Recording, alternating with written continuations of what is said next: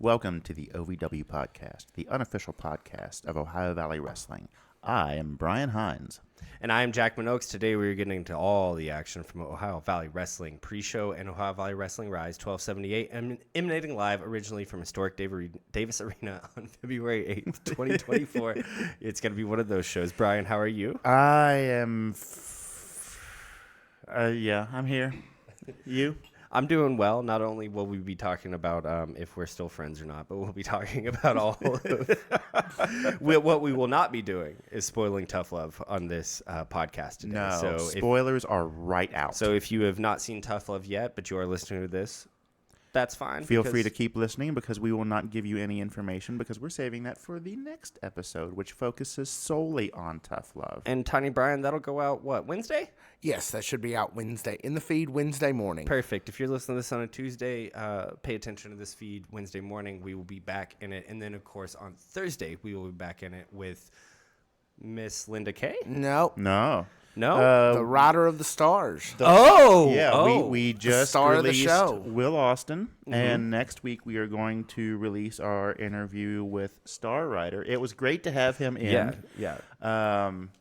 I still have no idea what that masked man looks like. And I'm totally fine with that. You know what? I got You to do see you. him. I love I got it. to see him without the mask on. Did Didn't you? want to see him without the mask on. Good looking guy. Good deal. That's all I could say. He startled me. Yeah, with his piercing blue eyes. No, but not only will we be covering that tonight, we'll be covering the rest of that Star Rider on Thursday in the feed. Yes. The pay-per-view, Tough Love in the feed as well this last week. But at the end of tonight's episode, as always, on a Monday night, we will hear from the OVW Fan Zone. Oh, thanks to Will Austin for him coming in for Yes, an interview. thank you, Will Austin, and thank you, Certified Luke Kurtis, for coming in and doing the episode with us last week. That was an unexpected treat and very surreal, but I am very thankful for the opportunity to be able to just, hang out and shoot the shit and watch the show and get the insight from somebody who's actually, there. There, every week. On the mat. Behind the scenes every week. I hope to continue to bring you guys more content like that, like we did with Luke Kurtis. Yes. In terms of last week's review show, hope to bring you, as always, more content the way that we have been doing with great interviews every Thursday in the feed. Will Austin was great in an interview, and Luke Kurtis was a lot of fun to have by this past Monday in the feed. Hey, guys, what are you drinking tonight? What are we drinking? What is it? That What, is a what am I good supposed question. to call this legally? It is It's a mystery beverage. it is a mystery beverage. It's from. So that's from, it's from... what's his name again? Chad Watson. Chad Watson. Chat with a T. No, Chad with a D. Chad Watson. Watson. Yes. Wadson. No, Watson, like Inspector Watson. Oh. Like Elementary My Dear Watson. D in the Dr. first Watson. name, T in the second name. Yes. Yes. And what's his It's Instagram My Daily handle? Bourbon, right? Yes, My Daily Bourbon. That is on my notes. Thank you, Chad, from My Daily Bourbon. This is what we're supposed For to call this My Daily pour Bourbon. number one. We Yes. are going to have Chad not only on this show, which we've had him in this feed before. You guys, as listeners, are not Fantastic unfamiliar guy, to him. by the way. I'm glad that Chad is here on premises and works with us day in and day out, providing high quality beverages to everybody who would like A wrestling fan in and of himself. Yes. As well. going back way back. So he will be here on this feed. Sometimes we will be on his Instagram feed and his other social medias feed at My Daily Bourbon to talk about this very pour that we're having right now. So if you want to know, because we don't know what this is. No, we know it's good. This That's is, the only this thing is we like know about it. my regular coffee being secretly changed for Folgers Crystals. No, Taster's Choice. No, it was Folgers Crystal. Of course, was it was Folgers Folgers Crystals. So, yes, you guys You will... dare question me about 80s pop trivia? I wasn't even alive no. yet. So he will reveal what exactly you're drinking when you finish this bottle, and you guys can kind of talk about what it's like, and you'll talk about that Wait, with is it a him. race? Should I finish it right now? No, we should. It's not a race. No one's in a hurry. But go ahead and have your toast, gentlemen. Toast. Oh, And Pinky's out. to OVW. OVW. Nostrovia. What you just said. In my bad Polish accent, I think that means to life. To life. So, what are your thoughts on the? What's your palate tell you, Jackman? So I'm a little confused about this. I'm going to be honest. I think it's probably like 8.5 years old, if I had to guess. Tastes like Kentucky, which is a good thing. Getting harder and harder to find good actual Kentucky bourbon out there these days, which sounds like something you wouldn't expect, but is very much the truth of the matter. I'm going to go like 8.5 years old. I'm going to go like 110 proof at the max. And I'm going to go like super high rye, mild corn mash bill on this. That is my guess. That's my guess. Very specific. That is way more specific than I am going to be, because I am not nearly as well versed in bourbon tasting yet as you are. So I honestly have no idea. It's not what a I gift; would it's a think this curse. is. But if I were to guess based on the fact that I have, seen and packaged several of Chad's products, or the company that he works for, companies. Divine Spirits. Right? Yes. No, he actually works for Rare Character Whiskey. He works for Rare Character Whiskey. He works for them, but he works here. But He's he comes our to brand. work here, yes. Yeah, he basically makes sure that all of their bottling that we do. Was I more or less correct in assuming that was Luke Curtis's mom who came out to save him a few weeks ago, than to assume that Chad works for Divine Spirits? As editor-in-chief of this podcast. Yeah, let's get this, because I'm not going to let you get away with this. I do need to make a statement at this time, I suppose. Hang on. I really kind of need to get on camera, I guess, but I won't. No, please, no. Malachi, you've got the board. No, please, TyniBrian, please come around here. Please get on camera. Come on. All right, fine. We'll even make room for it. Yeah. I'm going to need a microphone. You scoot out that way. Well, you take that chair with you, and we'll put this chair right in the middle. That way, there's no mistake that this was Brian's mistake and only Brian's mistake, and he's gonna hear it. He's gonna apologize for it. Right? Malachi, you got this, right? This is fine radio. Okay. Right? The finest. No green. Perfect. Okay, yeah, we're just going to... All right. Please Hello, tell folks. us the whole thing. Yes, my name is Tell us how Tiny... Aaron fucked up from the beginning when you fucked it up. My name is TyniBrian Woodard. I am the executive producer of this podcast. Middle name too? Middle initial K? No, full name. Fine. It's Keith. It is, in fact, Keith. Thank you, Brian. All right, thank you. All right. Thank you. So, you may recall, if you're a regular listener and watcher of OVW, that several weeks ago there was a match in which Certified Luke Kurtis took on known baby Joe Mack for who is going to be the number 30 entrant in the Nightmare Rumble. And Jackman has now taken my seat back there. We can cut that out. Things are crazy. Ow, you're on my toe. I'm sorry, I didn't realize you put your foot there. I just really wanted to make sure that this sounded good and was completely in frame. Okay, well, I'm glad Good. to help. So, yes, the match is proceeding, and then all of a sudden, Certified Luke Kurtis seems to Get have to the an point injury. where you fucked it up. I'm getting there. I've got it. You told me to tell the whole story. Yeah, he's kind of got you there. Anyway. So, and Luke sells this injury for minutes Several, and minutes long time. and minutes. We're all three there in the crowd watching. And the whole troop of OVW referees and officials and producers and everybody else comes out. And then this other woman who I'd never seen before heretofore also came out. And somehow I got it in my head and then put it in the notes for my hosts here to say that this woman was Certified Luke Kurtis's mother. It turns out, of course, that she was in fact not Certified Luke Kurtis's mother. She was simply one of the part of the medical staff that I had simply never noticed before. And if you're a regular listener to this show, then you would know that we have called her at TyniBrian Hines' TyniBrian Woodard's suggestions. We've called her Luke Kurtis's mother several times. Every time it comes up. And every single time it was not my fault and not Brian Hines' fault. It was my fault. Your fault, right? And we just want to get that out of the way. I will take the L for this whole thing. That woman may be a mother. I don't know. I didn't catch her name. She seems wonderful. But she is definitely not certified, is what we're saying. She's not certifiably Luke Kurtis's mother. No, she's certifiably not Luke Kurtis's mother. So we here at Blacklight Moon Productions, and myself personally, regret the error and apologize to, as of yet, unknown lady on the medical staff who I called Luke Physical Kurtis's therapist. mother.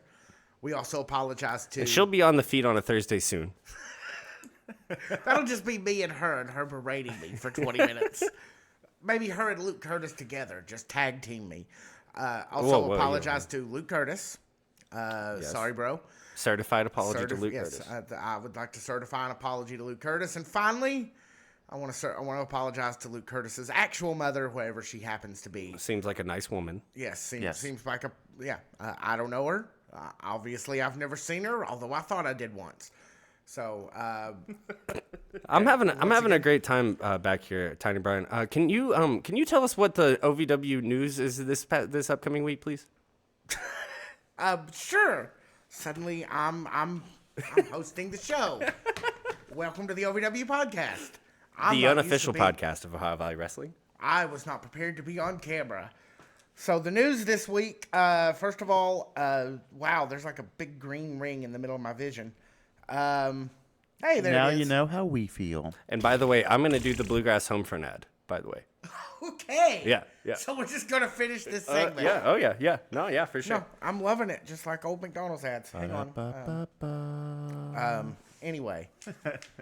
So let's see. First of all, in the OVW news, OVW is coming to the Kentucky Capitol on Friday, February 16th.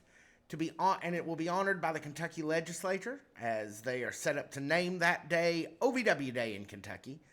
I'm actually planning to go. And I will take whoever's available with me. We will try to record some sound and bring a report for you next week. Well, I was previously unaware of that, so that's awesome. It's also my brother's birthday too. I know that because I listened to the KSR pre-show or to KSR. He mentioned it there. Matt Jones, chairman of Gladiator Sports Network. Thank you. Well, that is fantastic news Jackman, for the OVW. It really is. Yeah, I'm excited. I'm very proud of you. Proud of you guys. Seriously, that's awesome. Everybody really is. Everybody in the front, everybody on the roster, everybody in the back. Luke Kurtis's mom.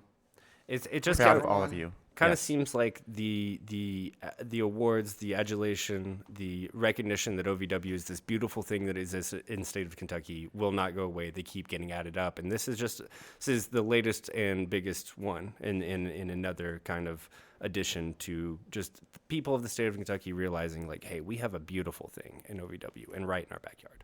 Yeah, it's a part of its Kentucky legacy. It is beautiful. Second, we all know Mick Foley has been spending some time having nice days at OVW these past weeks. He won't be back on OVW TV for a while, but he does have a meet and greet that is going to be from 5 to 7, which is right before your OVW broadcast on Thursday there at Davis Arena. Tickets are available at OVWTix.com. And I feel like while we're talking about that, we should address the scam warning from this weekend. So, yes. So, OVW, the actual Facebook page, the official Facebook page of Ohio Valley Wrestling. Unlike us, who are unofficial. And we ain't joking about this. This is real life. No, this really happened. And people were affected by this. I was not, but I almost was because so what happened was they ran a Facebook contest. And in this contest, I'd have to go back and look at the post. It was like this post. Yeah, one of those like and share, tag two people. Not unlike stuff that we've tried to do on this podcast for our Facebook Yes, feed. it's a very common contest for Facebook. But some joker, unknown people, some little D-bag out there.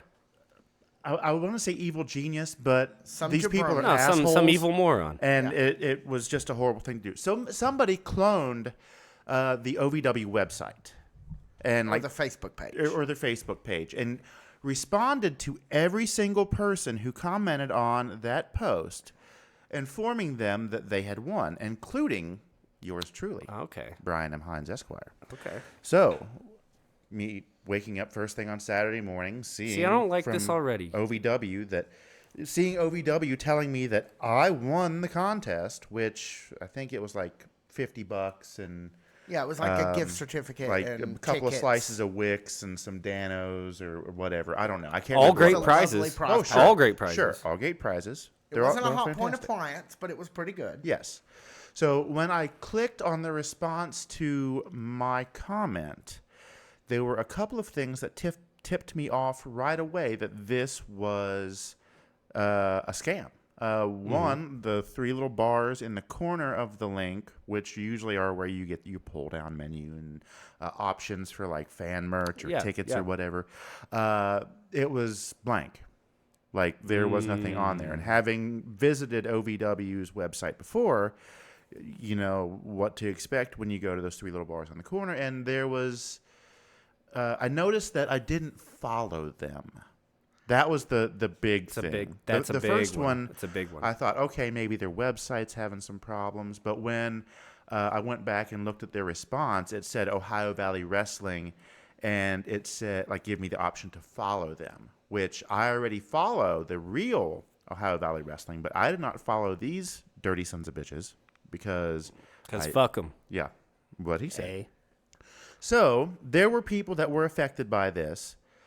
Because they asked for you to provide your credit card information, you know, and Why you would need to provide we're not going to charge you, but we're going to give For you like verification a purposes. sample or like a month trial for whatever, and we just need this just in case. But we won't charge you for a month, and you can cancel anytime, that kind of thing. It's like a timeshare, only sleazier. But so be on the lookout for things like that. The OVW posted something right about the time I posted something in the OVW official fan zone. Mm-hmm. So moving forward, be on the lookout for that. I know that the people that we spoke to at OVW on Saturday at the show had mentioned something about it. So just, you know, if you're going to be enjoying things online, just be aware and be responsible. Couple of things, if I could. Sorry, host TyniBrian. But if I could, it's a couple of things. Like, in any time that anything cool and positive and great in the world happens, there's going to be assholes that come along and try to take advantage of it. That's what seems to be has happened here. Yes. Right? Having said that, you have to have a lot of goodwill in the world for people to want to try to capitalize on your goodwill. And good for OVW on having people who said, you know what, it might be worth trying to scam OVW fans because they have enough of them that it would be worth it. To be worth it. That and like I really, really hate being, because that sounds so callous. It really does sound like such a hollow victory. But that's the truth of the matter. Well, imitation is the sincerest form of flattery. Absolutely, absolutely. And 3, we just want to say here, sometimes, you know, as an OVW fan, you don't hear stuff from OVW. All we try to do is accurately relay information that we know to be true from Ohio Valley Wrestling out to our fans and their fans. And we're just saying this to say, keep a lookout. Keep a lookout. Always be aware on the internet. And if you see something, say something. All right. So before we get into hour 2 of the podcast, let me take one moment here. No. I want to say Manchester Music Hall, right? Yes. Yes, that's the first upcoming show, February 23rd. That is not this Friday. Sorry, this is my first time producing back here. Get it right, man. You've got your own radio show. I expect more from you. On that Sunday, they will be in Indianapolis, so they're going to do 2 shows in a weekend. That is at the Irving Theater. Beautiful venue. The Irving Theater is a beautiful venue in Indianapolis. How did I know you would have been there? I've been in a few places. He's been everywhere, man. And then March 2nd, they will be at Bowman Field as part of the what's this thing called again, Jack? Producer? The Tailspin Ale Fest. This is, especially in the Southeast, kind of even in the Midwest, this is one of the premier craft beer festivals in the nation. If you're an OVW fan, go because you can see OVW and drink great beer there. If you're a great beer fan, go drink great beer, and then see OVW. It's like Tailspin is the greatest beer event, especially for beer events in our area. Go to Tailspin. No matter which one you're a fan of, wrestling or craft beer or somewhere in the middle. And finally, OVW is back. And also, Tailspin sponsor us. Oh, yeah, Tailspin, please. Anyone who would like to sponsor us, please sponsor us. But finally, OVW is back at Davis Arena, not only for the regular Thursday shows, but on March 16th, OVW presents March Mayhem live on pay-per-view. We already have our tickets both for this and the Manchester Music Hall show, so you can find us there, but you can find all the stars of the OVW. Get your tickets to all of these great events and more at OVWTIX.com. Now, I'm going to go hide behind the camera again where I'm comfortable.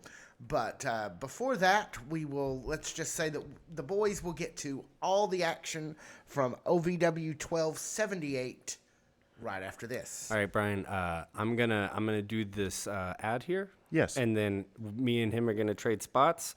So just you keep it going until we get the spots traded, all right? Okay. This is my last act of live production. Oh, I see. And then when you're done with this, you just want me to come up with some random just nonsense. Just keep it going, baby. Like just I keep it going. Just, okay. I can. Just you know me. I can talk for days. Jerk it, but don't break it, baby. Shake it like you mean it. But don't shake it more than twice. TyniBrian. Hold, please. No, I need you for this one. Go ahead and do your ad. TyniBrian, can I ask you about Bluegrass Homefront? Sure. What do you want to know about Bluegrass Homefront? What is Bluegrass Homefront? It's a great podcast produced by Black Rock Moon Productions with all kinds of great stories about Kentucky, right?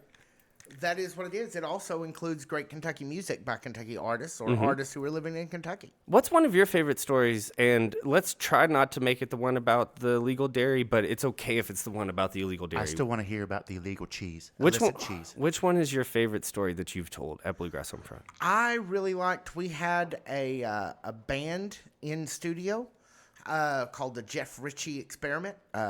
Obviously, Berea... Asian Studies professor Jeff Ritchie, also a pretty famous musician in that part of the world. His band at the time, I don't think this band is still together, but they actually all came to the studio and played live in the studio. And it was a great time. And as long as we're on the subject of Bluegrass Homefront, Jackman, yes.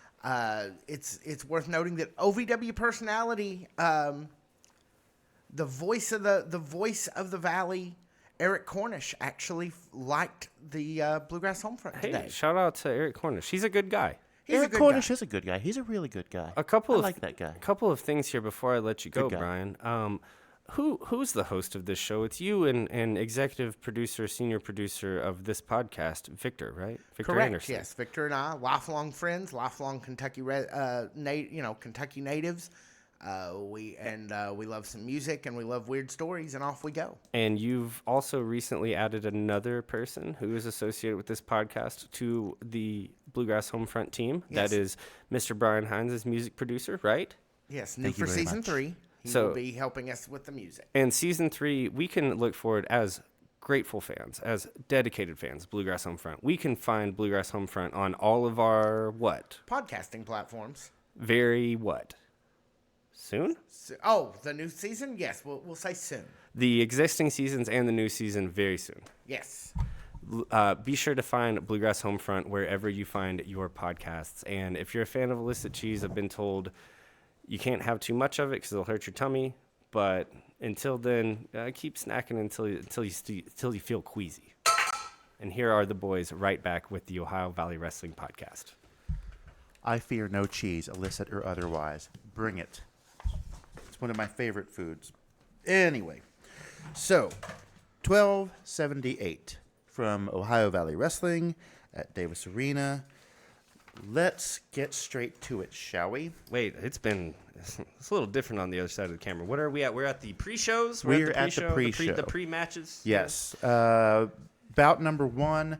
When it comes to a match like this, I like to refer to this as like the sampler. Like you go to a restaurant and you're looking at appetizers and you think you might want this, but you might want this, and you're not really sure, and you kind of like to try something before you really get a taste for it, because you don't want to go all in on an appetizer and then it not be what you hoped it would be. Sure, so I like to refer to this as a sampler. Yes. So on one side of the ring, you have Ragnar the Ruthless, ZDP, my favorite demon zombie. Talking about samplers. Samplers. Two guys I never expected to see together. And then who's the third guy here? Same here. That would be Bad Country Andrew Williams. Rounding out the Three Stooges here. Yes. Right? Ultimately. And on the other side, it makes a bit more sense. Definitely. Because it's our new best friend, Maximo Suave. My new close little best friend, Maximo Suave. Hoda Pesos.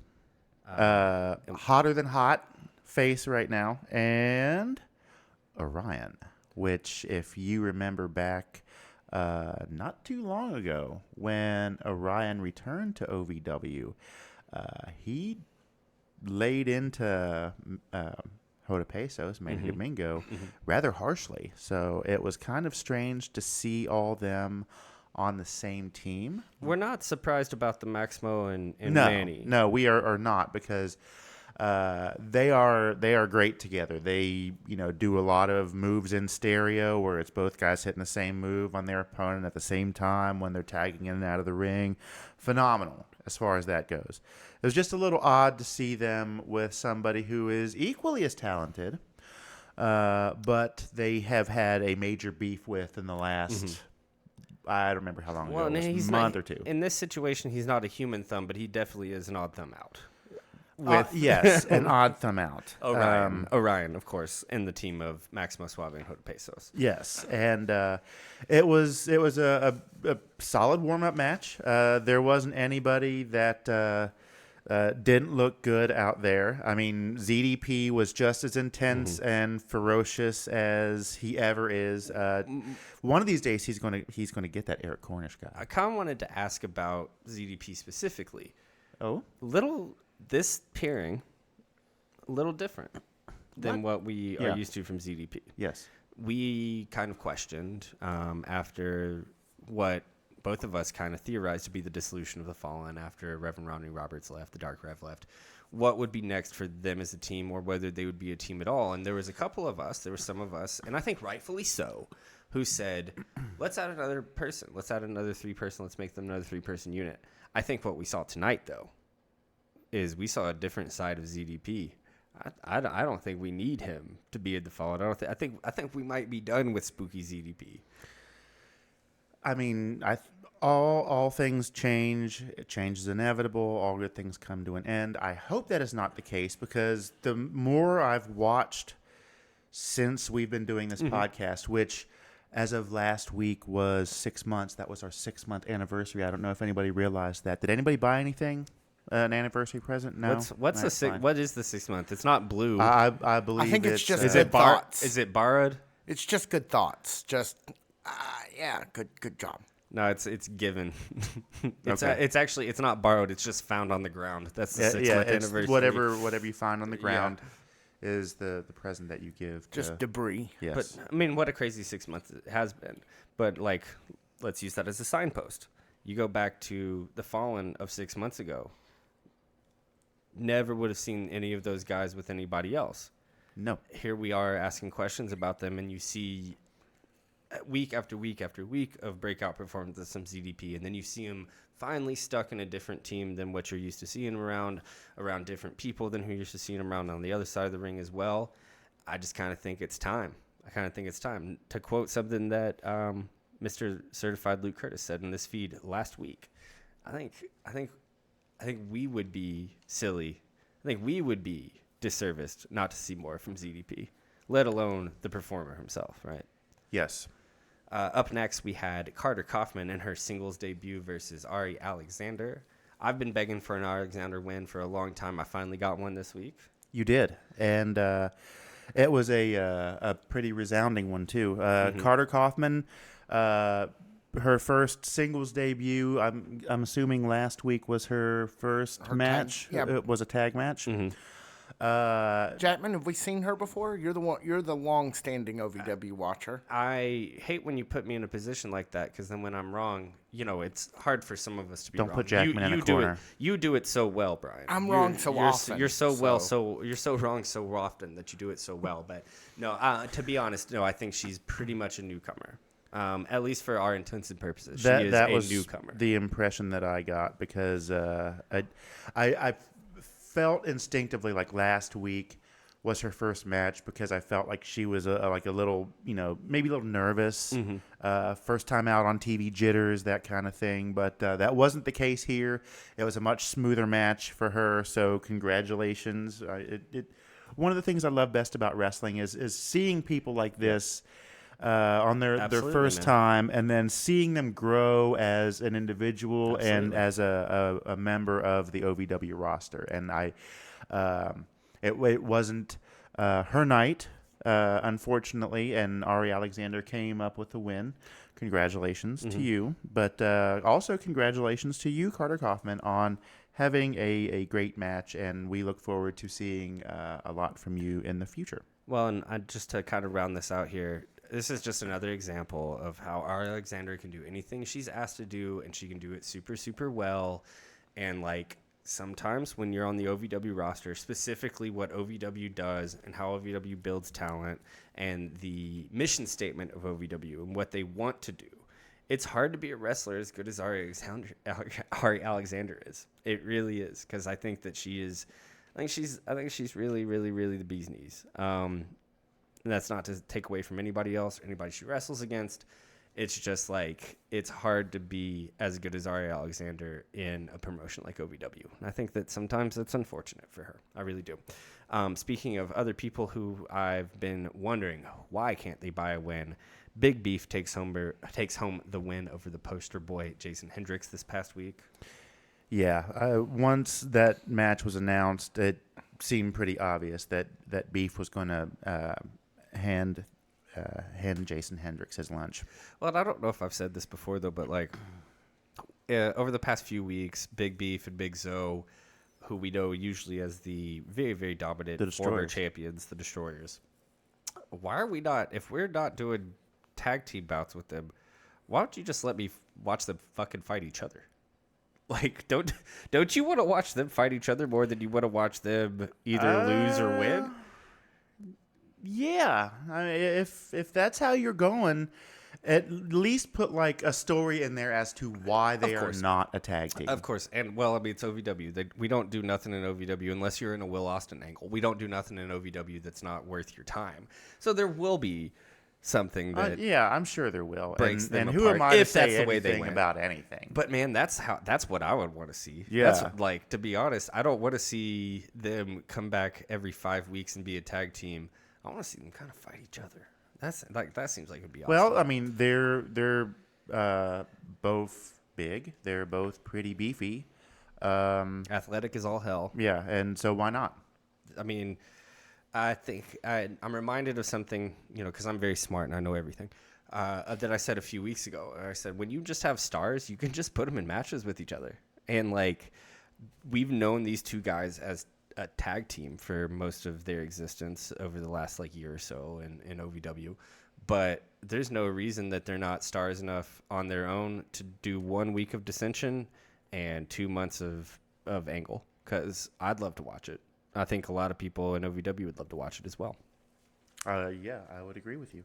Tell me about the first match here of hour one of the official OVW Rise television program from this past week between Riley Matthews and Sophia Rose. The first match at the top of the 7 o'clock hour pits Riley Matthews with Sophia Rose.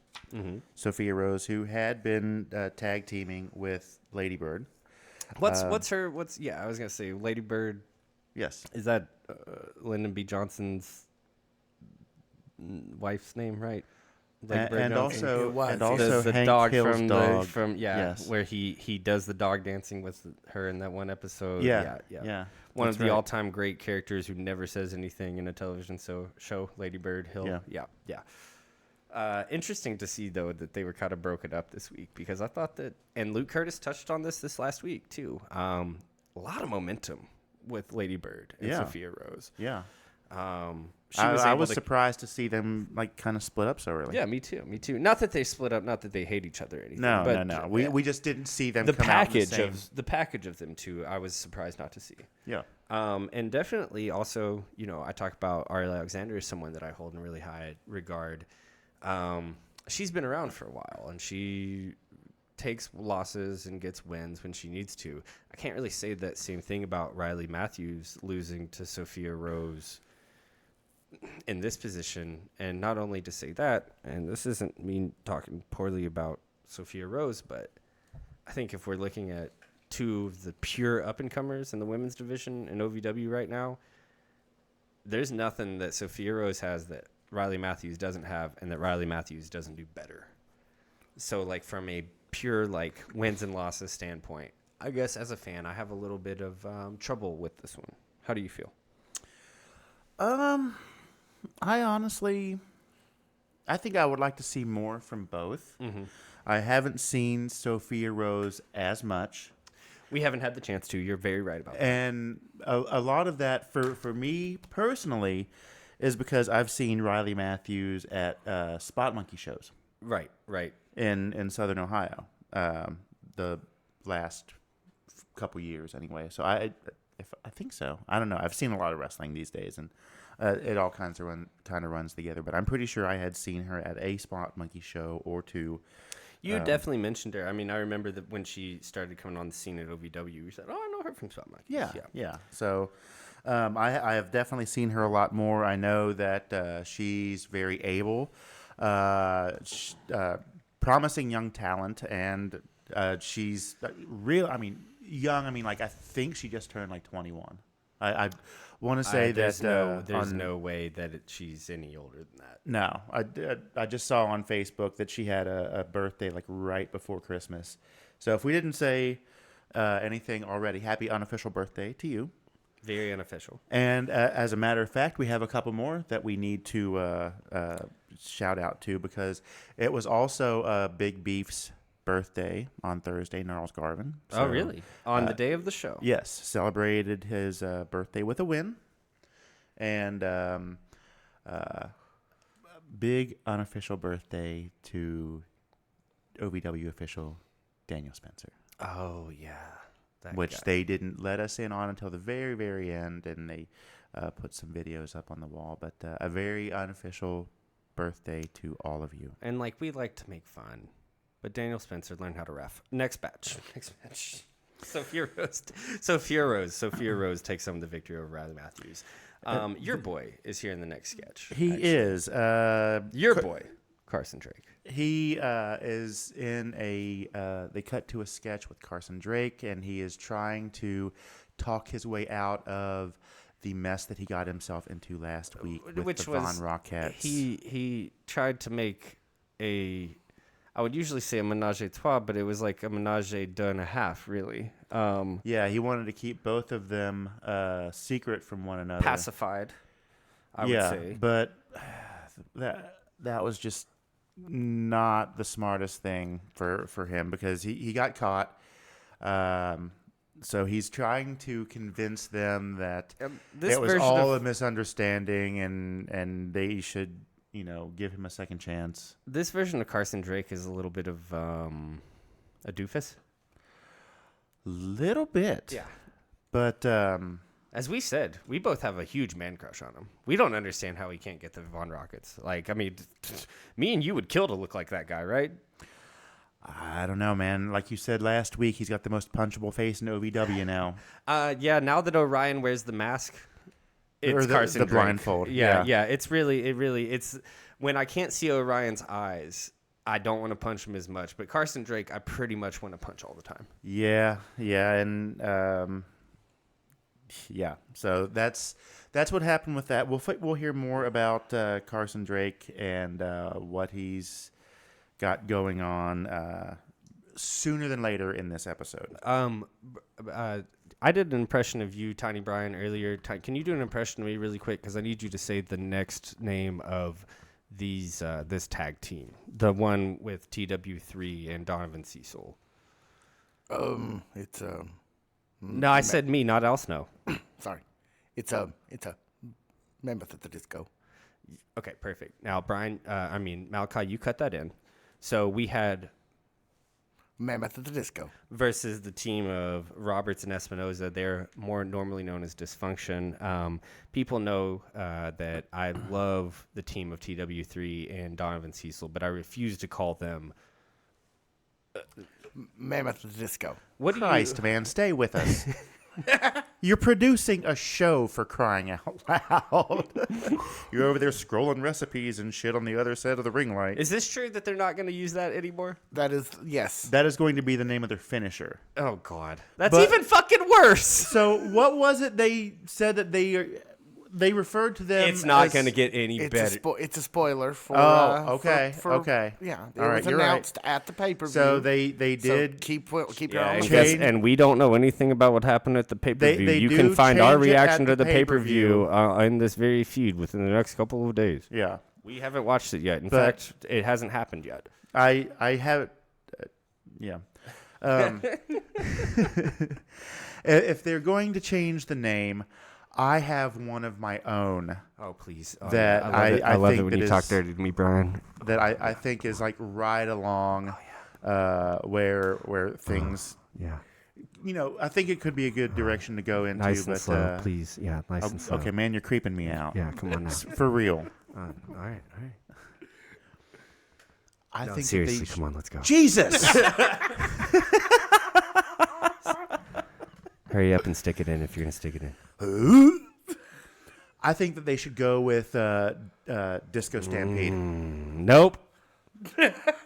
Absolutely. No, fuck no. No disco, no nothing. You don't even know what that's about, so zip it. Tell me what it's about. I'm going to shit on it It's real a quick. play off of the Dixie Stampede in Pigeon Forge or Gatlinburg area. And Yeah. if you're from Kentucky or Ohio, Pigeon Forge or Gatlinburg is like the Redneck Riviera. Everybody's been there. A lot of people go like once a year or every 6 months or something like that. But that is a thing that you can go do if you are down there and you want to see Dinner with a Horse.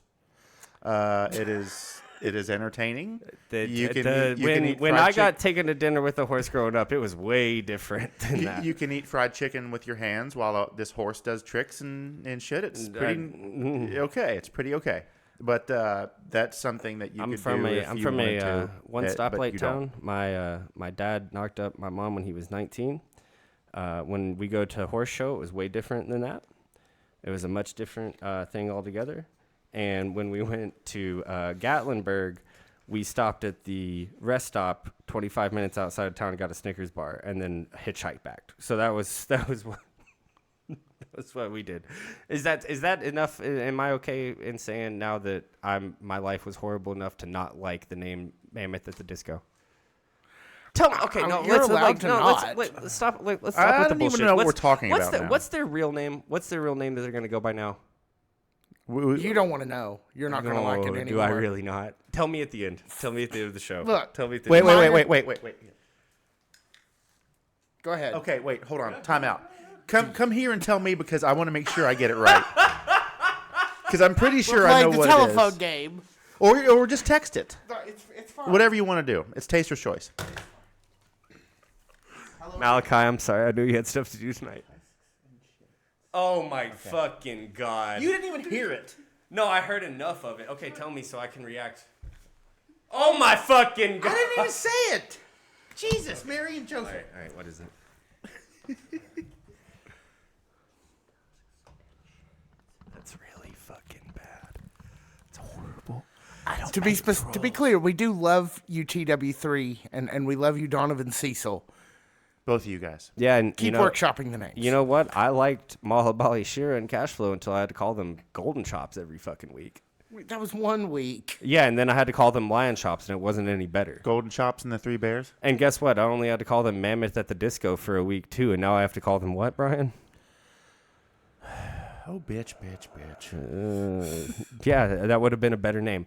All right. They win. They take the victory over Dysfunction. Dysfunction can't win. That's what we're doing. That's what we're doing.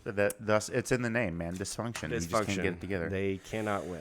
They Shortly cannot after the match, the celebration turned a bit more serious when Beaches and Cream I know what you're thinking out there, Keith. Yeah, shout Keep out it to clean out there, kid. Actually, let's let Keith name all the tag teams from now on. He's got a little bit more of his finger on the pulse of what a good tag team name is. I saw somebody on Facebook make a post about the show on Saturday and specifically mentioned Keith and referred to him as the mayor of the OVW fan base. He and really I thought is. that was fantastic. So, Mayor Keith, if you would like to throw your hat in the ring and come up with some names for stuff, have at it, because you're knocking it out of the park. I think the very first night I met you, I about spit my drink because of the names that you had for people that were in the ring. It was actually the team that. Yes, it was. It was the Beaches formation. and Well, Cream. it was the reformation Yes. of the team that we were just talking If it wasn't for Beaches and Cream, maybe I wouldn't know Keith as well as I do. You know, in the So thank you, guys. like the college football, college basketball games, and the NFL football games, when they mic up the coaches. I think there's real content to be made of just Keith mic'd up the whole night. I literally Let's go to the Keith cab. snarfed my drink. bitches and cream, bitches and queens. What's up, guys? That would be. It would be my great. God. It would be great. I love Kennison and I love Mr. Danson, but it's the Keith show. It should be the Keith show. Alvest. We like Alvest here, right? It's AJ Vest. We have something about it. We like him though, right? Sure. We like to try to do a show every once in a while, other than when it's February 12th of 2024. AJ Vest versus Ryan Von Rockit. Chrystal and Katie, of course, join him this week. We saw a lot over the last few weeks of maybe some hints that team would not be sticking around for very much longer, but it seems like that triumvirate, Ryan Von Rockit and the Von Rockettes, will be sticking around with each other. Am I correct with assuming that, you think? It would appear as such, being that they were once again accompanying Ryan Von Rockit to ringside, which did not sit well with one Carson Drake, who had brought gifts. The goober, Carson Drake. Trying to win back their affection, namely chocolates and flowers, which I don't remember seeing. But there was a bottle of fine champagne he did have in order to try to win the Von Rockettes back. Let me tell you this too, Carson Drake. If there's one thing that women love, it's that when you don't know anything about them more than what you've seen on film and television to try to impress them. Chocolates, flowers, fine champagne. These things often don't work. How about you try, buddy? How about you just try every once in a while, Carson Drake? It's not about the nice things. Sometimes it's just about the effort. And I'm sure Chrystal and or Katie would have told you that if they wanted to pay you any amount of time. Yeah, they pretty well let you have it right off the bat. But hey, a-hole for effort, right? So good job. He is unable to get the affection of the Von Rockettes. This match ends in a no decision because he, of course, shows up halfway between the fight. And smashes the champagne bottle right in the back of the head of Ryan Von Rockit.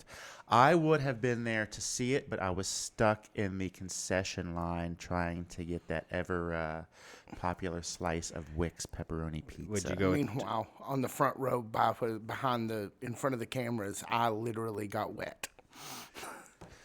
That sounds like Not a gonna personal ask how. problem. Nope. From the fine champagne bottle. Moving right along.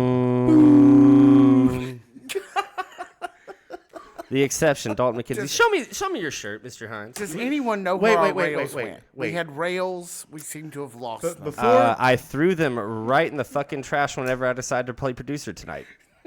So yeah, I guess all bets are off. Before we move on, no. Tell me to the next match. I've got a bit of show and tell for you. Please do. Like Please I do. Well, in this case, there are a couple things. You might notice the picture of Henry Winkler. Arthur Fonzarelli. And I got that last year. He wrote, "Brian, good to meet you. Not great, mind you. Just okay." It's like Brian, good to meet you. and then hey. So anyway, that is the first thing. But the second thing would be I could save this for later, but I will go ahead and save it now since we are talking about the OVW guitarist wrestler. Sometimes you can't stop The Rock, and I certainly wouldn't want to, but I hope he can still keep rocking without his pick. Oh my God. Are you serious? Yes. And if you look closely, hold it all the way up to make sure that people can see it. That is the pick from this Saturday's pay-per-view, Tough Love. So, Yeah. Spoiler. If that is the only guitar pick that you have and you lost it at Tough Love, tough shit. I have a feeling that this isn't the only one he had because I feel like these are definitely custom order 100 at a time because it has his. Now his, that we're actually, yes, it definitely is. It's got his logo from his album. He has it tattooed. Which he plays it on his guitar. We should. I will have to bring my turntable, and we should give that a listen. Oh yeah, because I would very much like that. But I am disappointed, in a sense. So much so that that's exactly how he lost it. Yeah, that is exactly how he lost it. This guitar pick, it's not glittery, man. It's not. You're glittery. You're glittery. Everybody who wrestles after you is even glittery. Even when they get home, glittery. Glitterific. Not glitterific. If this was like we were putting this in like the hands of some sort of guy who told you whether or not things were real or not, you buy a lot of vintage memorabilia, I may have picked up a thing or two from time to time. I think that would probably be the reason that this guy said this is not real. Not enough glitter. There's no way Ryan Von Rockit ever handled this once in his life. There's clearly not enough glitter on it. No. It is not. Like we said, that match ends in a no decision with your boy, Ryan Von Rockit, AJ Vest, and Carson Drake. The exception, Dalton Mackenzie. I think we had tried to move on, which is why I want you to. We had tried. I will stand up and make. Show us the goods. Hey, I just want to say, hey, Ed Payer, we're really good at this. Thanks. We're really excellent at making a very professional. We're very podcast professional. here. Thank you, Ed Payer. Look, Brian's wearing a T-shirt. Brian, please tell us about this T-shirt. It is not just any T-shirt. As I said before, For those of you listening on podcast, it appears to be the hair and sunglasses of Dalton Mackenzie. Of a very Theo Von looking motherfucker who's named Dalton Mackenzie. This shirt is exceptional. Hey, Ed because Payer. it is the exception, Dalton Mackenzie's very first shirt. And he took on. You picked this up before his OVW days, before you even had seen OVW, right? Yeah. This was at one of the Spot Monkey shows from last year. I want to say it may have been the Rumble on the Ripper in Manchester, which is, again, coming up in the near future. I'll have to check my dates, but I can post them somewhere in the comments or in the fan zone. At some point, if you are local and feel so inclined to go, it is always a great time. Actually, they've got one in February, March, and I believe April. It's about Spot Monkey season, so you're going to see something about once a month. We need to reach out to those guys. Oh, I can message him. Now that I'm a producer around here, we need to reach out to those guys. Oh, and we will. I can send him a message here in a little bit. Who did Dalton Mackenzie wrestle this week? He wrestled certified Luke Kurtis, and I have to say, I'm a little biased because Dalton is a friend of mine, and I have to say that this match was certifiably exceptional. Yeah. So there you go. I thought, Dalton looked good last week, but he was a little cocky, doing push-ups when he could have got the pin. Certified Luke Kurtis is not going to go for any of that crap. No push-ups. Too smart. Too certified. Too smart. Too aware. Too good, too certified at this whole pro wrestling thing to deal with bullshit like that. Even this past week when we had him on, he talked about how much he didn't think X, Y, and Z wrestler should be gloating around the ring. And this is not a man who doesn't gloat. No. But he clearly, as we were able to when we had him by, he clearly is watching every single competitor in the OVW locker room, and he's waiting on the day that he stands across the ring from them, because he knows to be around OVW for a long time, to be a part of OVW the way he wants to be a part of, he's going to end up having to wrestle every single person in the back room. And you can hear some of his insights on his other competitors in the feed from last week. It's because of that expertise that Luke Kurtis was able to pick up the victory over the exception Dalton Mackenzie this last week. What happened after the match? After the match, there was a promo. Was it? It was on video. It was on the video. Wait, was it time for another episode of EC3's Thursday Night Raw? There was a promo about okay. history and traders and mumbling. And it wasn't very exciting at all, was it? Let me guess. Was it mixed a little too low? Yeah. You couldn't hear anything at the show. And you can barely even hear on the broadcast. When I went home and watched the broadcast on YouTube, as I do every week, guess what? Spoiler alert, you still can't hear that. Speak up, for crying out loud. It might be really, really beneficial for us to be able to hear what you're saying. Less money on male tanner, less money on spray-on tanner, more money on a microphone. Microphones are cheaper than they ever have been. Trust us, we host a podcast. We're not good at talking. Listen to this show. That's a proof that we cannot talk. We have decent microphones. EC3 seems like has never been to a Best Buy once in his life.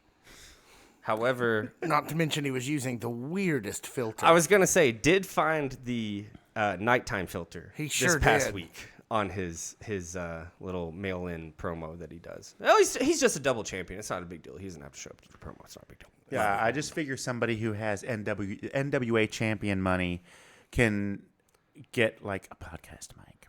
Well, no, he has NWA championship money, which is why all of his promos look like and sound like a Smashing Pumpkins video. Oh my God! There it is. The world is the worst promotion. Bum, bum, bum, bum, bum, bum, bum, bum, bum. Tyrus is our champion. Dun, dun, dun, dun, dun, dun, dun. He was, then he lost to dun, dun, dun. EC3 who sucks more. Dun, dun, dun.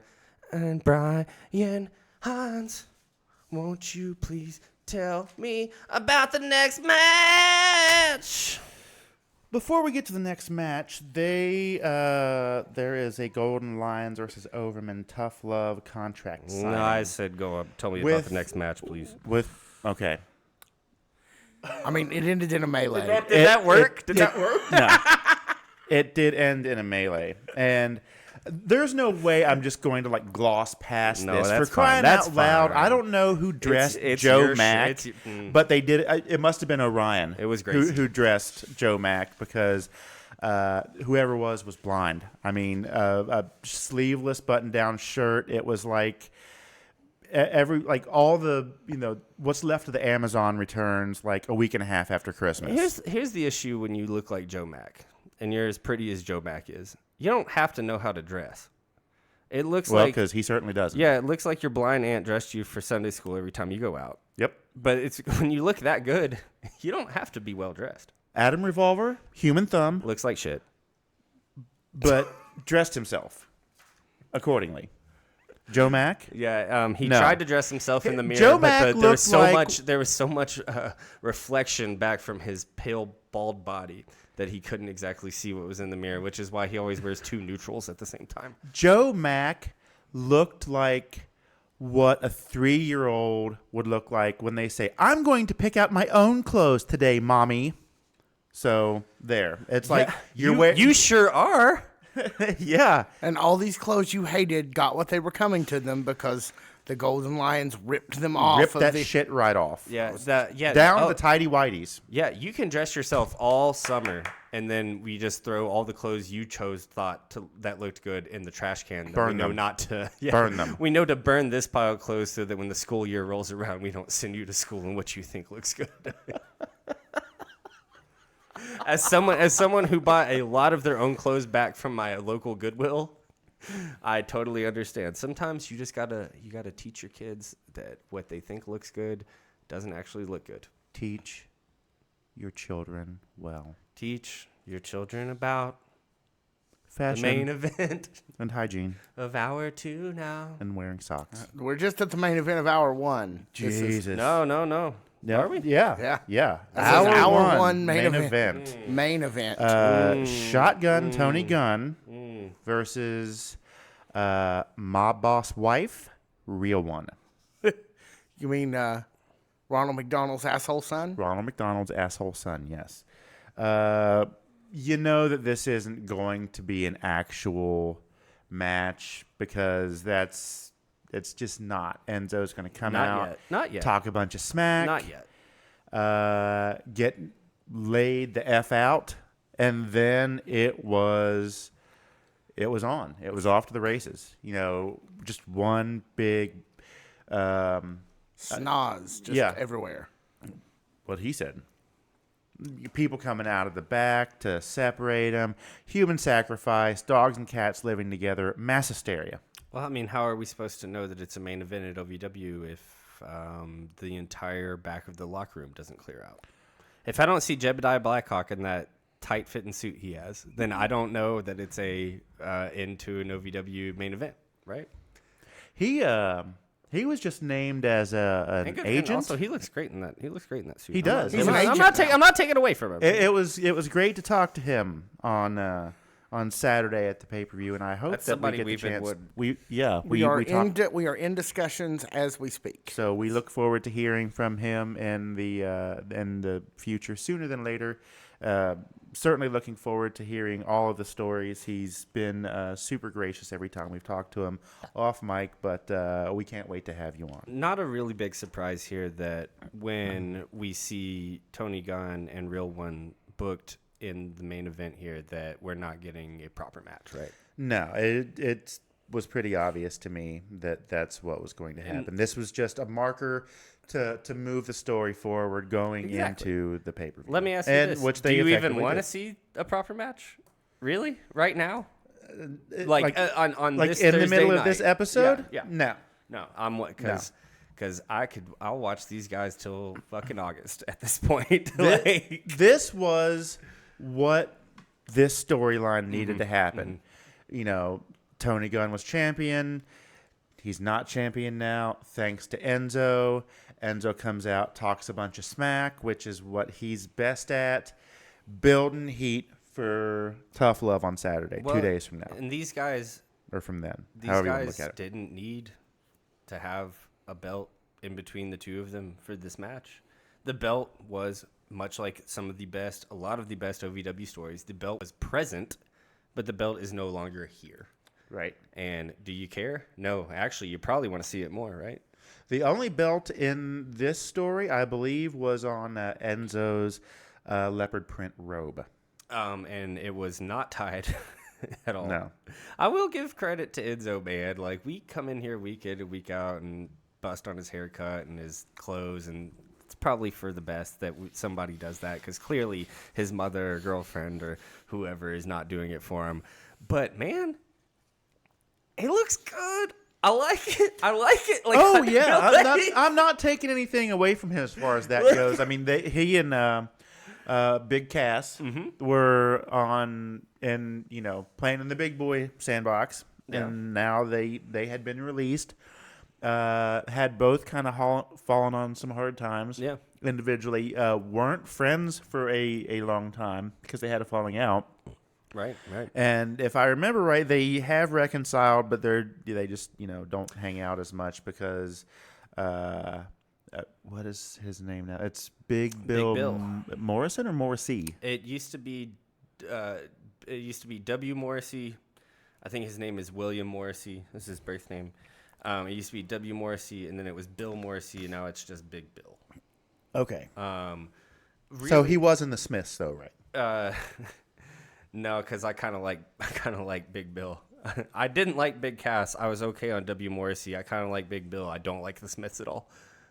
Okay, that's fine. Actually, no, I take that back. Johnny Marr is a great guitar player. Well, whatever you like. Johnny How Marr- soon is now? Huh? Johnny Marr is one of the best guitar players of all time. Morrissey's one of the greatest in wrestling sense, one of the greatest success stories of recent years. In a lead singer sense, one of the worst lead singers of all time. That just depends who you ask. Tell me about the bout one of our number 2 here, please. So if I remember Seriously, right, the Smiths conversation, this episode's already a mess. That's the next 2 hours of this episode if we want to talk about Smiths. Yeah, pass. Moving right along. Let's not. Yeah. So if I remember correctly, in the last 6 months, this is the first time we've seen Big Zoe on the mic. Oh, not within singles competition. We've seen him over the last. If he few has, weeks, it's been but on the mic in general, yes. Yeah, very absolutely. very few and far between. But can I ask you right there before we get into the actual, because I think that both of these two things play into each other. Okay.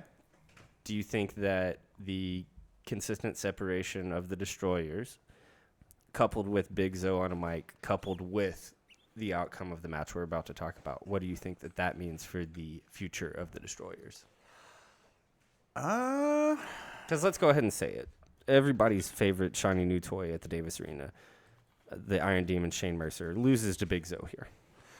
Yes. Not something anybody would have as thought a happened. rematch from last week. Last week for me was kind of hard to watch, and I'll tell you why. That part at the very, very end where he's trying to stick the moonsault and battery off the ropes, and is having such a hard time doing it because Big Zoe nearly fell off of the apron twice. I can't help but And looked think, really shaky. I thought, oh my God, he's really been hurt, and he's having a hard time getting up to the top rope. I was afraid for the safety of both men. I can't but help they were obviously fine. Decided to do it again this week. Zoe came out and gave respect to Shane Mercer. And they started last week's match with a sign of respect as well. Yes. And so they continued. He demanded a rematch. Iron Demon, Shane Mercer, accepted the challenge. And because came he's out a good guy. Yeah, came out on the losing end this time. So as of Thursday, as of this episode, OVW Rise 1278 from Historic Davis Arena, they were even. Okay. One apiece. With that being said, Okay. I like where you're going. I'm not giving away any spoilers. Keep talking. They do take it into the pay-per-view. Oh, shit, man. we know that they had a match at the pay-per-view. Come on. They don't know that. Yes, they do. How do you know? They don't know that we know. Well, I don't know that they We're not know. going to give the outcome, but We're come not on. going to give the outcome, but the match, the at third card is match, fine. As the we're third sitting- and deciding match As we're sitting from where we're at right was now. at Tough Love, and I'm not going to tell you who won, but 2 out of 3 ain't bad according to Meatloaf. So one person has won 2 out of 3 matches, and the other person has not. Or did they?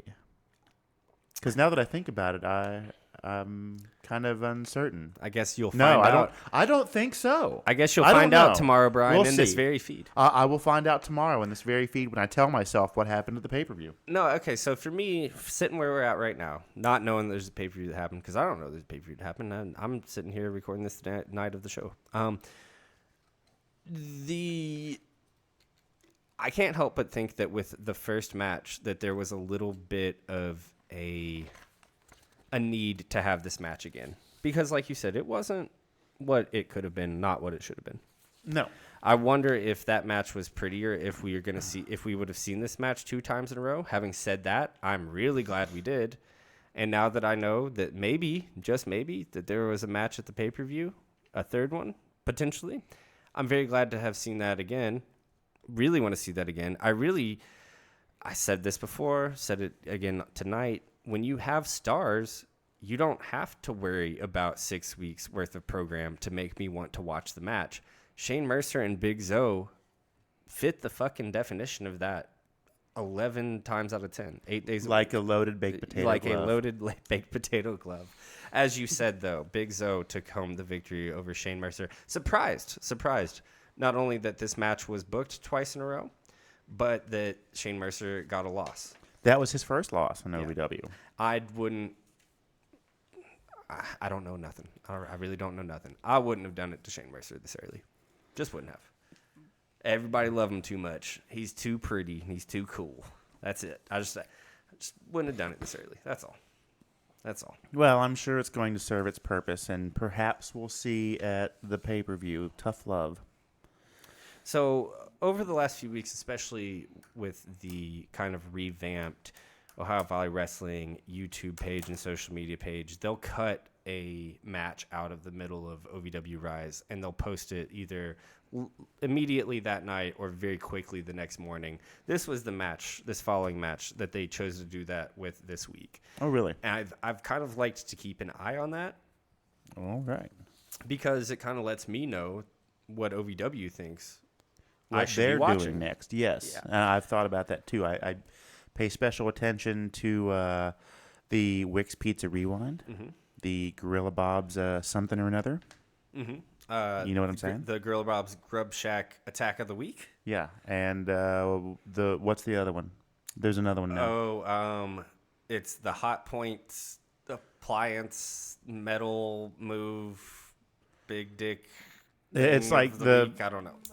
Yeah, I don't know. We'll see it soon enough. But Anyway. as far as the matches that happen that they kind of cut quickly and post to YouTube, this next match with the future Will Austin and Mr. Pectacular Jessie Godderz.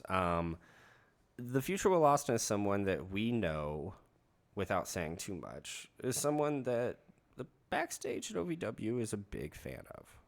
Yes. And it's very, very, very, very easy to see why. Yeah, Will and Austin if is put in the position if you he get a is. chance to talk to him, and you'll see why, Yeah. because he's a great guy. And if you amazing want to guy. get a chance to listen to him, an interview with him is in this feed right now. yes, But it's in the past now, but it's with the future. the interview is in the past of this feed with the future Will Austin. I guess, though, having said everything that we just said, having said that we have a great interview with him in this podcast feed, something that he touched about on his interview, something we've touched about on episodes like this in the past, is what the fuck are they doing with Will Austin? You can't book him against Pectacular right now and have Pectacular lose. You can't. No. It doesn't make sense. Pectacular doesn't lose like that to begin with. What are they doing with Will Austin? That's honestly, I don't even want to talk about the outcome of this match, because we know if it's a Pectacular match, Pectacular is most likely going to win, especially with him where he's at right now, going up in and up against EC3 and in and up against the Overmen and teaming with Luke Kurtis and et cetera, et cetera. But what is going on with Will Austin? I don't know. I don't know. Mishandling. I don't know either. Toughest moment of the night. That's it. Luke Kurtis appears after the match to ask why Pectacular saved him last week. We know, not only because of what we've seen on OVW television, but some things we're privy to backstage, that sometimes Luke Kurtis and Mr. Pectacular don't always get along. But we know this past week, Mr. Pectacular says that the enemy of an enemy is my friend. That's a point that we touched on in this feed with Luke Kurtis last week. Solid thinking. And they are interrupted by the masked men in a video. That's how you know the masked men are associated with EC3s, because they showed up in a video. And they challenge him to a match at Tough Love. Do we know who? We still don't know. We still don't really have any good guesses on who the masked men are. At this point right now. Some of us might not, but some of us might. And I will leave it at that. Okay. I think that's all you can really say. Tell me about the next sketch here, please. So after the video by the masked assassins, Layla Gray appears to defend Tiffany Eves after her suspension for running Haley J off the road. References the Wrestler series, which features Hollywood Haley J going up and down I-64 while driving a car, while on the phone, while rolling and smoking marijuana. And she leads us to believe that Holly's wreck is her own undoing, which it could possibly well be. But within seconds, we Sounds see like that some pillow talk. Hollywood Haley J is fine. She is backstage, sees that the cameras are on, and angrily rushes out of the room to stop the cameraman from filming, where we see that Freya and Hema are also in the room. After Haley leaves, Dream Girl Ellie grabs the door, shuts it, and locks them in. So Haley is on her way to the ring to beat the tar out of Layla Gray. As she does. But as Admiral Akbar would say, it is a trap. Because once she gets to the ring, Dream Girl Ellie follows her out.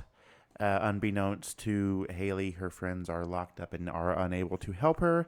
And it is a 2-on-1 situation. I thought that this was really brilliant. I think that... But they do, all 5 women do end up getting into a giant brawl, which is kind of like the running theme for the past 3 shows or so. We've said that it felt more like what? Like just a common street fight with some wrestling matches thrown in, or just like a I don't know. I almost always think of it of those episodes of Scooby-Doo when the music sequence starts, and you're running from hallway to hallway, door to door, and the fight's kind of happening throughout the entire scene of what you've experienced as the show to this point. And it's fun and it's great and it advances the story, but it can be a little week in and week out. It could be a little confusing, right, to keep up with this, because eventually we need a period to the end of the sentence. We need an exclamation point or a question mark. Right now, I think we're getting commas.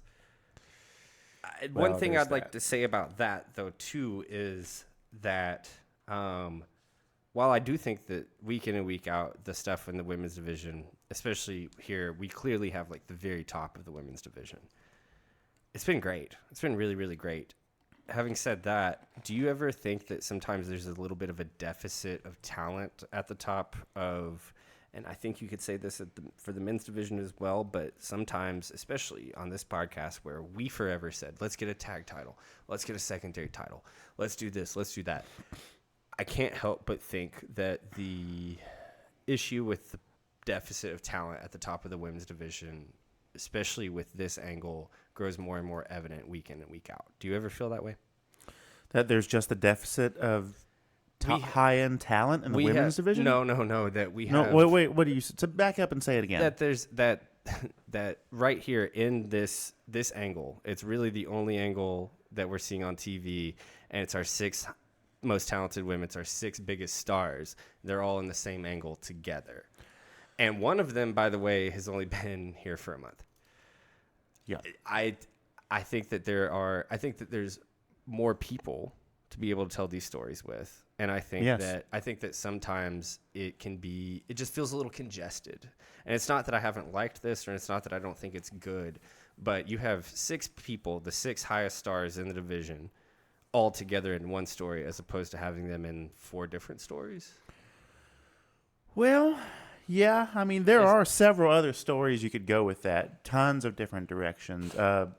A multiverse, if you will. But that's just kind of where we are for now, and I suspect that we'll see some spin-offs, and I'm sure there is a turn that you don't see coming. There almost always is. A, you're very right to call me out on that. B, this is a perceived problem. My question is not, is this the right thing to do? My question is, what do we do next? And I'm sure I'll be told, as I almost always am told, and more than happy with the results of what I'm being told. Let's round it out here. Yeah. OVW main event hour. Top 2. of the night. Superior Tony Evans. Hush.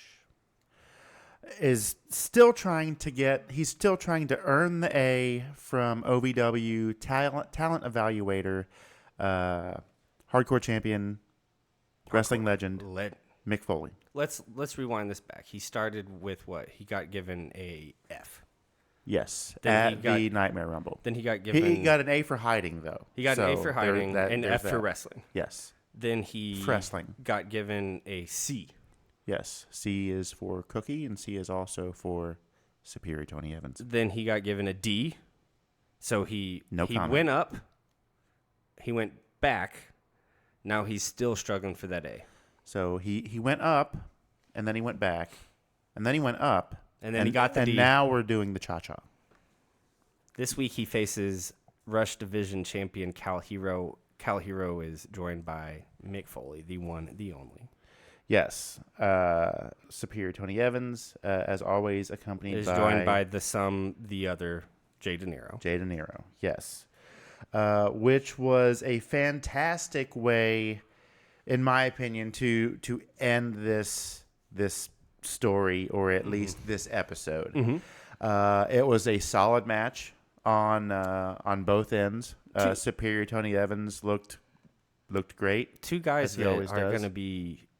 They just play so well off of each other. They do. Like, the most despicable guy in the whole thing, basically. And, like, Tony Evans is evil, but he's not too evil, so, like... Oh, he does, in my opinion, he's the best on the mic in the whole OVW locker room. I would Hush. love to disagree with you, but I can't really think of anybody who would be better.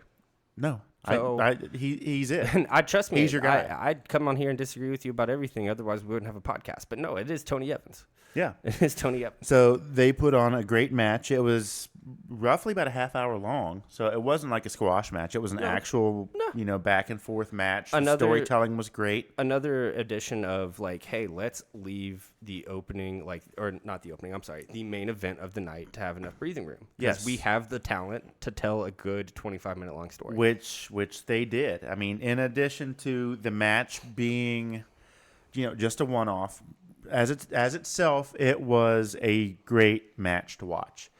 But the culmination of this story, at least for now, is also just as rewarding. So at the end of the match, Daniel Spencer, the official of OVW. gets knocked out. Oh God. During this match. He gets bumped and is out of commission. You know what happens when the ref is out of commission or is injured or is not looking. First, it takes way too long for the second ref to get out there. Well, yes, obviously. That's usually what happens. But while we're waiting the 5 or 10 minutes for the second ref to come out, Jay Dinero with the loaded baked potato glove attempts the Nintendo Power Glove. to attempts to make an advantage for Superior Tony Evans after being waved off the past several weeks. I was going to ask, Ref what is have out. we seen the last few weeks? Coast here? is clear. Superior Tony Evans has told him no. He has, like he does, the insurance policy wants to make sure that things go the way they're supposed to, whether it's overhandedly or underhandedly. And a majority of the time, Tony Evans has no problem with Jay Dinero's thought process here. But now that Mick Foley is in the picture, And they're closer than they ever have been for a match, right? Yeah. Right? This is Yeah. important.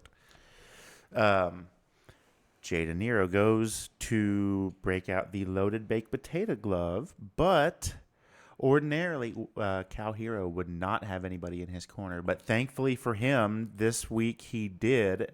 And who does that mean that Mick Foley brought to fight fire with fire?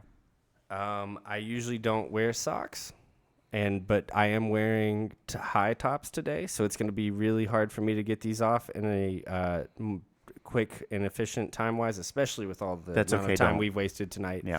But he brought a one Mr. Socko. And got Mr. Socko, Mandible Claw, Jay Dinero.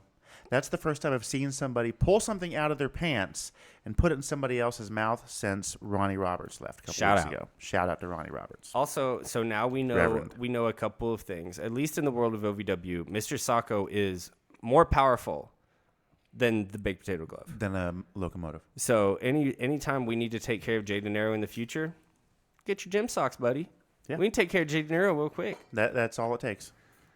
I thought that this was really beautiful. I've been a really big fan of all of this. When you have Mick Foley, it helps. Not that Jay Dinero isn't a great part of this. Not that Tony Evans isn't a great part of this. Not that Daniel Spencer wasn't great. Not that Cal Hero wasn't great. Cal Hero's the best at this kind of like unabashed babyface thing.